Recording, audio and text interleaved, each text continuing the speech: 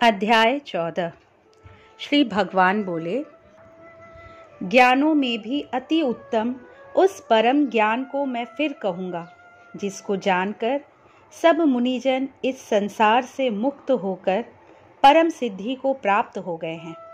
इस ज्ञान को आश्रय करके अर्थात धारण करके मेरे स्वरूप को प्राप्त हुए पुरुष सृष्टि के आदि में पुनः उत्पन्न नहीं होते और प्रलय काल में भी व्याकुल नहीं होते। हे अर्जुन, मेरी महत ब्रह्म रूप मूल प्रकृति संपूर्ण भूतों की योनि है, अर्थात गर्भाधान का स्थान है, और मैं उस योनि में चेतन समुदाय रूप गर्भ को स्थापन करता हूँ। उस जड़ चेतन के संयोग से सब भूतों की उत्पत्ति होती है।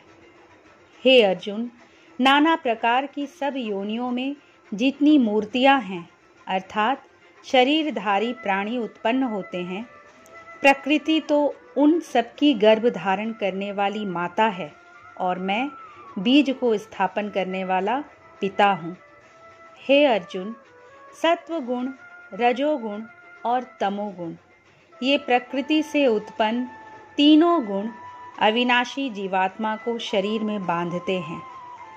हे निष्पाप, उन तीनों गुणों में सत्व गुण तो निर्मल होने के कारण प्रकाश करने वाला और विकार रहित है। वह सुख के संबंध से और ज्ञान के संबंध से अर्थात उसके अभिमान से बांधता है। हे अर्जुन, राग रूप रजोगुण को कामना और आसक्ति से उत्पन्न जान। वह इस जीवात्मा को कर्मों के और उनके फल के संबंध से बांधता है। हे अर्जुन, सब देहाभिमानियों को मोहित करने वाले तमोगुण को तो अज्ञान से उत्पन्न जान। वह इस जीवात्मा को प्रमाद, आलस्य और निद्रा के द्वारा बांधता है। हे अर्जुन, सत्वगुण सुख में लगाता है और रजोगुण कर्म में, तथा तमोगुण तो ज्ञान को ढककर प्रमाद में भी लगाता है।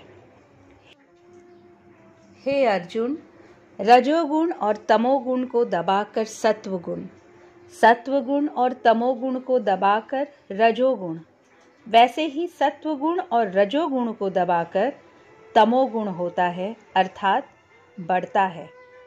जिस समय इस देह में तथा अंतःकरण और इंद्रियों में चेतनता और विवेक शक्ति उत्पन्न होती है, उस समय ऐसा जानना चाहिए कि सत्वगुण बढ़ा है। हे अर्जुन, रजोगुण के बढ़ने पर लोभ प्रवृत्ति, स्वार्थ बुद्धि से कर्मों का सकाम भाव से आरंभ, अशांति और विषय भोगों की लालसा, ये सब उत्पन्न होते हैं। हे अर्जुन, तमोगुण के बढ़ने पर अंतःकरण और इंद्रियों में अप्रकाश, कर्तव्य कर्मों में अप्रवृत्ति और प्रमाद अर्थात व्यर्थ चेष्टा और निद्रा आदि अंतःकरण की मोहिनी वृत्तियाँ, ये सभी उत्पन्न होते हैं। जब यह मनुष्य सत्व गुण की वृद्धि में मृत्यु को प्राप्त होता है, तब तो उत्तम कर्म करने वालों के निर्मल दिव्य स्वर्ग आदि लोकों को प्राप्त होता है।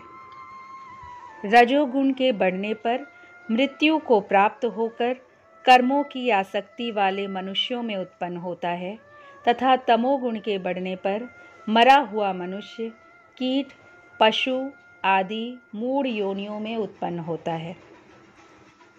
श्रेष्ठ कर्म का तो सात्विक अर्थात सुख, ज्ञान और वैराग्य आदि निर्मल फल कहा गया है।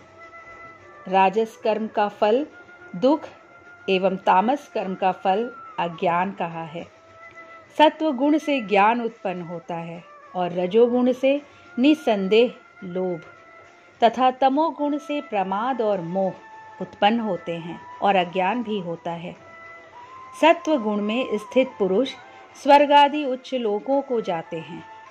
रजोगुण में स्थित राजस पुरुष मध्य में अर्थात मनुष्य लोक में ही रहते हैं और तमोगुण के कार्य रूप निद्रा, प्रमाद और आलस्य आदि में स्थित तामस पुरुष अधोगति को अर्थात कीट, पशु आदि नीच योनियों को तथा नरकों को प्राप्त होते हैं। जिस समय दृष्टा तीनों गुणों के अतिरिक्त अन्य किसी को कर्ता नहीं देखता और तीनों गुणों से अत्यंत परे सच्चिदानंद घन स्वरूप मुझ परमात्मा को तत्व से जानता है, उस समय वह मेरे स्वरूप को प्राप्त होता है।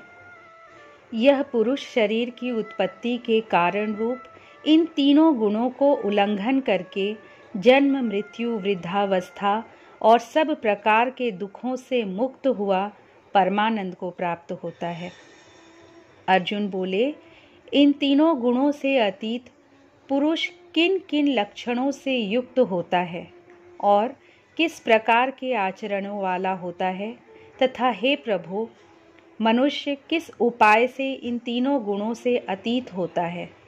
श्री भगवान बोले, हे अर्जुन, जो पुरुष सत्व गुण के कार्य रूप प्रकाश को और रजोगुण के कार्य रूप प्रवृत्ति को तथा तमोगुण के कार्य रूप मोह को भी न तो प्रवृत्त होने पर उनसे द्वेष करता है और न निवृत्त होने पर उनकी आकांक्षा करता है, जो साक्षी के सदृश स्थित हुआ गुणों के द्वारा विचलित नहीं किया जा सकता और गुण ही गुणों में बरतते हैं, ऐसा समझता हुआ जो सच्चिदानंद घन परमात्मा में एक ही भाव से स्थित रहता है एवं उस स्थिति से कभी विचलित नहीं होता, जो निरंतर आत्म भाव में स्थित दुख सुख को समान समझने वाला, मिट्टी, पत्थर और स्वर्ण में समान भाव वाला, ज्ञानी, प्रिय तथा अप्रिय को एक सा मानने वाला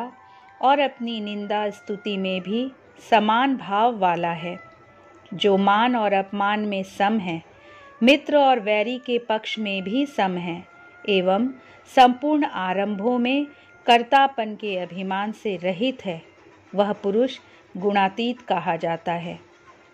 और जो पुरुष अव्याभिचारी भक्ति योग के द्वारा मुझको निरंतर भजता है, वह भी इन तीनों गुणों को भली भांति लांघ कर सच्चिदानंद घन ब्रह्म को प्राप्त होने के लिए योग्य बन जाता है, क्योंकि उस अविनाशी परब्रह्म का और अमृत का तथा नित्य धर्म का और अखंड एक रस आनंद का आश्रय मैं हूँ। इस प्रकार श्री कृष्ण अर्जुन संवाद में गुण त्रय विभाग योग नामक 14वां अध्याय संपूर्ण हुआ। दोस्तों, यदि ये वीडियो आपको अच्छी लगी हो तो प्लीज़ इसे लाइक कीजिए, शेयर कीजिए और अगर अब तक इस चैनल को सब्सक्राइब नहीं किए हैं तो प्लीज़ सब्सक्राइब कर लीजिए। कल श्रीमद् भगवद गीता के 15वें अध्याय के साथ आपसे फिर मिलूँगी। जय श्री कृष्ण।